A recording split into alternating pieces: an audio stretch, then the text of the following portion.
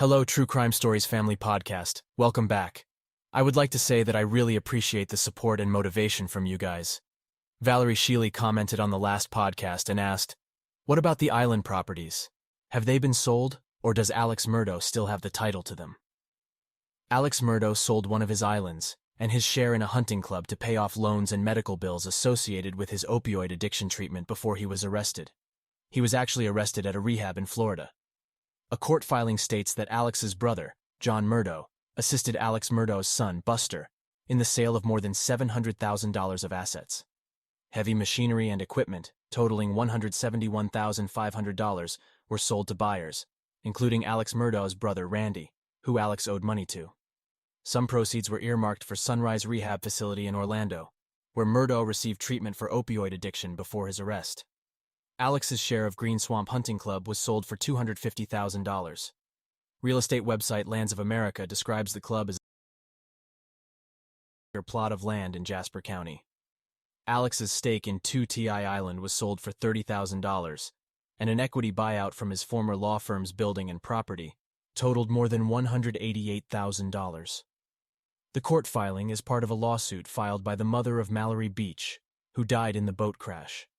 A few weeks after Alex was convicted, two men purchased the infamous Moselle property, where Maggie and Paul Murdaugh were shot to death in June 2021.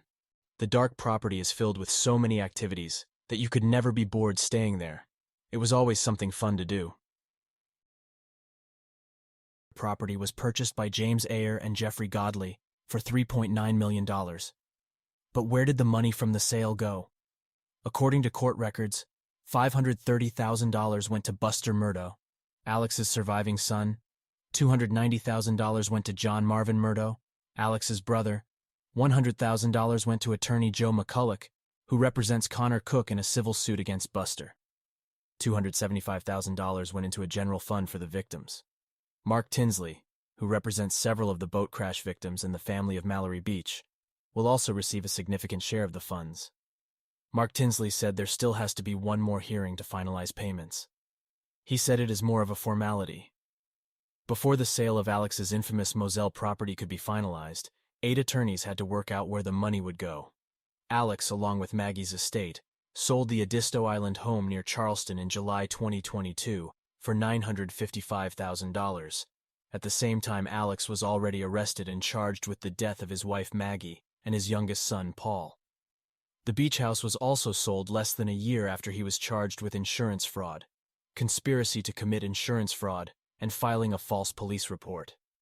Less than 6 months after it was sold to Minnesota locals, John and Gail Lankto, they listed the home for sale in January for $1.18 million. The property is under contract. "We decided to sell so we could move to an oceanfront property," John told the Post. "It is a wonderful house that Mrs. Murdaugh loved. We feel the utmost compassion for her family and all those affected by the tragedy of her and her son's death," he added. The beach house was considered the Murdaugh's second home, used as a vacation spot, for nearly 2 decades before the tragic family was plagued with scandal. It was pegged as a once-in-a-lifetime opportunity. According to the listing, the next owner will get the property fully furnished with designer brands, occupying more than 2,300 square feet. The property comes completely renovated, with features including a sun deck, vaulted ceilings, wood flooring, a gourmet kitchen, and a wood-burning fireplace. I'm going to do something different today. Next, I'm going to play some of Alex Murdaugh's craziest prison calls. They don't have a freaking clue. Well, it's easier for you. You don't run into these people in public. Which people? Any people that has a negative outlook on this thing. But do you know who they are? I mean, nah, man, but I get stopped and yelled at all the time. I got cussed out in the gas station the other day. You kidding? Nah. So what? Being who I am, I guess. Who was it? And so I don't know who he is. Some redneck fellow. And what did he say? Just started making a ruckus in the gas station, yelling at me, talking about WTOC's looking for me, and, called me a piece of shit, and just stuff like that.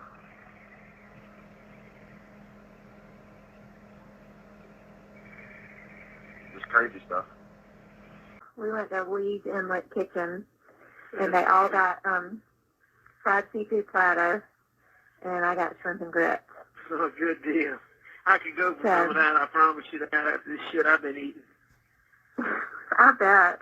A call from an inmate at a correctional facility. Alex, I really got to go to bed and call my wife. No, I know that. I'm going to let you go. But the one thing I wanted to tell you, please don't think I'm being critical about that, because I'm not. I don't think you could have done a better job with him than you did today. But I do think that's something to think about, because that's one thing that seems to me to be a big deal. And that I don't know that the jury understands that right now. No, I get it. I get it. Okay. All right. And, all right. I'll talk to you tomorrow. All right. But remember what I said now. Please don't take that as me being critical, because I'm not. I thought you did an excellent job with him. All right? Good. All right.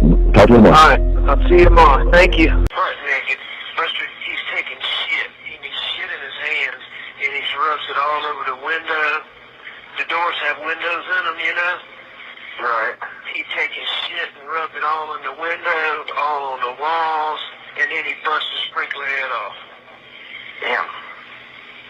I mean, that was a nasty son of a bitch. So that was all day Friday. Always banging on the door. Next thing you know, Buster, he's taking off all his clothes, everything, and he stuffed them in the toilet. And he's steady flushing the toilet so it'll run over. Right. So water's running out in the floor. Well, then we take a bunch of towels and shit and shove it up on his doorways. Hey, Lizzie, what information do you have to put money on Candy? I don't have to put any. I mean, I got the website. So I can re-up it. No. Here's what I'm really asking. You remember me telling you about the guy, Clarence, he's called a runaround. He's got it, does all the stuff, and he's got it, helps me get books and all that. Yeah, that one-legged man. That's right. And he scurries around in a wheelchair.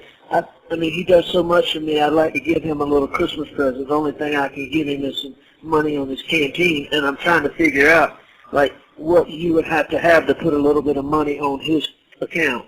What information you would have to have. Oh, I would need to know, like, his number. Okay, that 6-digit number. Yeah, that 6-digit number. And That's it? And then I would need, well, what is his full name? Like first and last or full name? Probably just first and last. And his name is Clarence Hare, like H-A-I-R. But I'll get his number. Let me, if you can hang on 1 second, I can go down to my computer and see if I can just type it in. Got nothing but time.